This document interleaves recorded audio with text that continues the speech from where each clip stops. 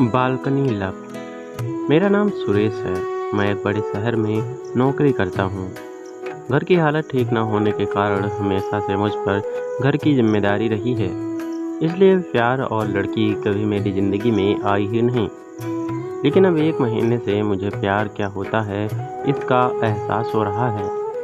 मैं जिस फ्लैट में रहता हूँ वो एक सोसाइटी में है और मेरे फ्लैट की बालकनी से मुझे रोड के उस पार एक लड़की अपने फ्लैट की बालकनी से बैठी देखती ही रहती है।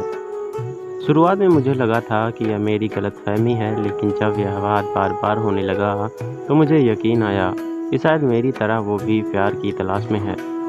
मैं अपने ऑफिस से शाम 6 बजे आता और आते ही सबसे पहले बालकनी में जाता। मेरे आने के ठीक 5 या 10 मिनट बाद वो आ जाती और अपनी बालकनी की चेयर पर बैठकर एकटक मेरी ओर ही देखा करती। हम दोनों कभी एक दूसरे की तरफ देखते, कभी देखकर हंसते। हमारे फ्लैट की दूरी इतनी थी कि हमारी आवाज़ एक दूसरे तक नहीं पहुंच सकती थी। शुरुआत में मुझे लगा कि मैं पागल हूं, लेकिन फिर धीरे धीरे मुझे अच्छा लगने लगा। हम दोनों करीब 1 घंटे तक ऐसे ही एक दूसरे की तरफ देखा करते, फिर वो अंदर चली जाती। मैंने ऑफिस से छुट्टी लेकर कोशिश करी कि शायद दिन में कहीं वो मुझे नीचे दिखाई दे तो मैं उसके सामने जाकर उससे बात करूं, लेकिन ऐसा नहीं हुआ। दिन में वो मुझे दिखाई ही नहीं दी। हमारे मिलने की जगह थी बस वो बालकनी और हमारा एक दूसरे को लगातार देखते रहना।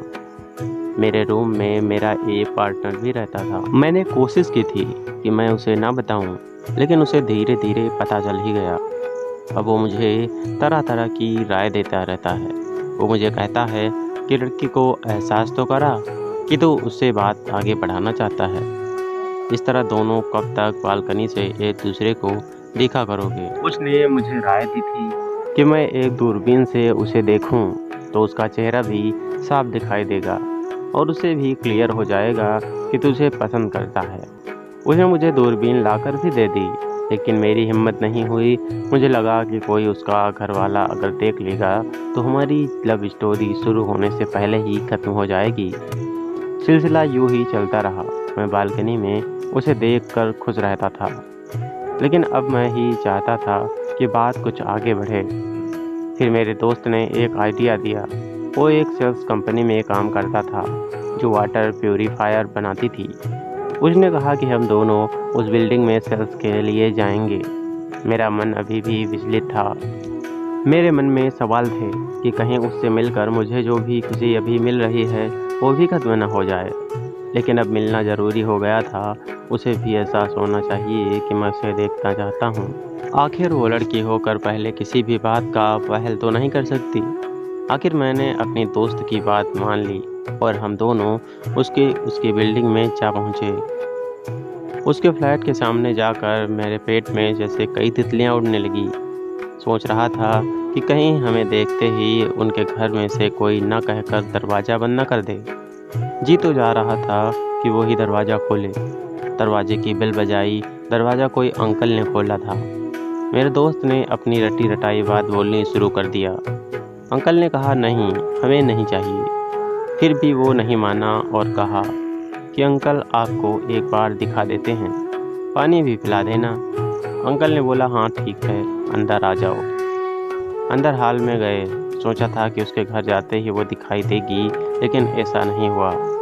बेडरूम के दरवाजे बंद थे। हम लोग अंकल को डेमो देने लगे। अंकल अच्छे थे। हमारी बात उन्होंने सुनी। हम लोग जानकर शाम को गए थे और सोचा था कि वो बालकनी में जब मुझे देखने जाएगी तो पहले अपने घर में मुझे देखकर हैरान हो जाएगी। अब समय हो गया था और एक बेडरूम का दरवाज़ा खुला। सामने उसे देखकर मेरी तो धड़कनें रुक गई। वो बहुत सुंदर लग रही थी। उसकी नज़रें मेरे पर ही थी। मुस्कान उसके चेहरे पर थी। मुझे लगा कि उसने मुझे पहचान लिया। जैसे ही वो बालकनी की ओर जाने लगी, अंकल खड़े होकर उसका हाथ पकड़ने लगे। उसने कहा, मामा, आपको रोज़ बताना पड़ता है, मैं खुद जा सकती हूँ। मैं हैरान और उसे ही देखता रहा। बालकनी का वो रास्ता छोटा था, लेकिन वो धीरे धीरे चल रही थी।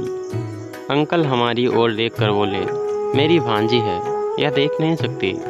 रोज़ शाम को इसे बालकनी में खड़े होकर हवा खाना, शोर सुनना अच्छा लगता है। जिद्दी है, हाथ नहीं पकड़ने देती। कहती है, आप अंधे हैं क्या जो मेरा हाथ पकड़ रहे हैं? मैं उसी की ओर देख रहा था। वो बालकनी में वैसे ही बैठी थी, उसी तरफ ही देख रही थी। वैसे ही मुस्कुराते हुए हम दोनों वहाँ से चले आए। लेकिन हम दोनों को ही यह सुनकर बहुत बुरा लगा।